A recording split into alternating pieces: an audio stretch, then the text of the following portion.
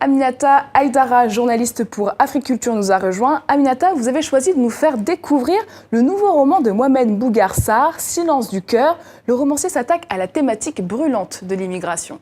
Oui, en effet, Silence du cœur, c'est le deuxième roman de l'écrivain Mbougar Sarr, Mohamed Mbougar Sarr, et qui nous parle de l'immigration irrégulière de l'Afrique vers l'Europe. Il le fait à travers l'histoire de 72 hommes, 72 migrants venant de différents pays d'Afrique, qui s'installent dans un village en plein milieu de Sicile. Et en fait, il le fait à travers leur passé, leur présent. Il s'occupe de décrypter leurs sentiments, leur quotidien. C'est très important parce qu'il arrête d'avoir la vision que souvent on peut trouver chez d'autres écrivains. Il nous propose un regard plus intime. Voilà, c'est pas une masse indifférenciée, mais c'est vraiment un regard intime sur leur parcours personnel, sur les ressentis aussi des locaux siciliens.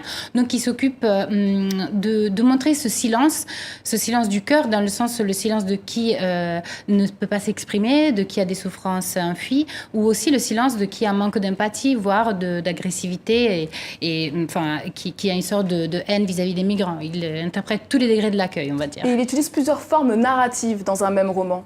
Oui, il utilise plusieurs voix, donc il y a une voix narrative de base, on va dire, et ensuite il y a plusieurs parties qui sont confiées à un journal intime, ou bien à des actes judiciaires, à des papiers journalistiques, et aussi une pièce de théâtre, on peut trouver aussi à l'intérieur.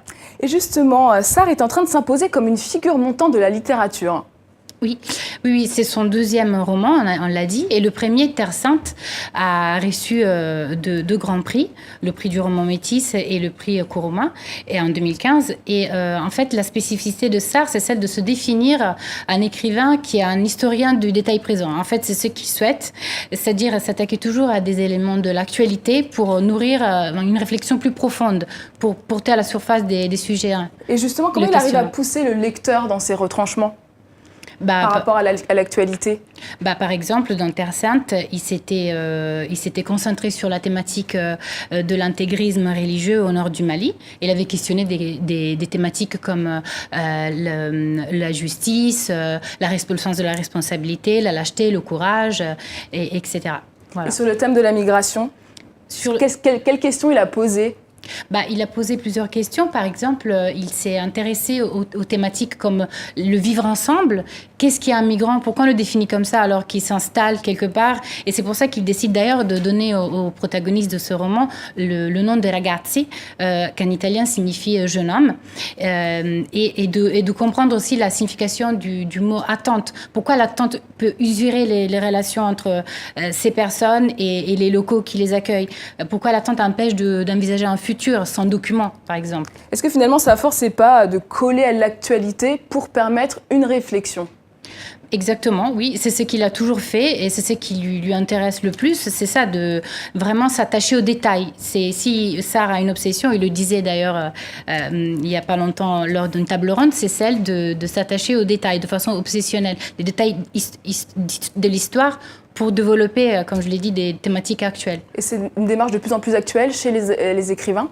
Oui, exactement. Et c'est ce que j'ai pu constater aussi en fin octobre lors d'une table ronde organisée par les universités de présence africaine. Dans cette table ronde, Sarr notamment expliquait, avec d'autres écrivains, l'importance d'avoir toujours un regard entre la proximité et la distance aussi vis-à-vis des sujets du sujet migratoire et des sujets qu'il incarne. Et j'aimerais à ce propos citer une phrase qu'il a dit. Il a dit « J'ai partagé des matchs de foot, des repas avec les migrants rencontrés en Italie, mais j'ai aussi pris la distance nécessaire et peut-être la cruauté de dire les choses pour ce qu'elles sont et pas pour telles que je voudrais qu'elles soient. » Donc c'est très intéressant ça, parce que c'est vraiment un souci de réalisme qu'il a eu et qui lui empêche, disons, de plonger dans deux pièges, le piège du misérabilisme, comme aussi le piège d'un détachement froid. Voilà. Merci Aminata. Silence du cœur, deuxième roman de Mbougar Sarr, est paru chez Présence africaine cet automne et votre confrère Amidou Anne en parle sur africulture.com.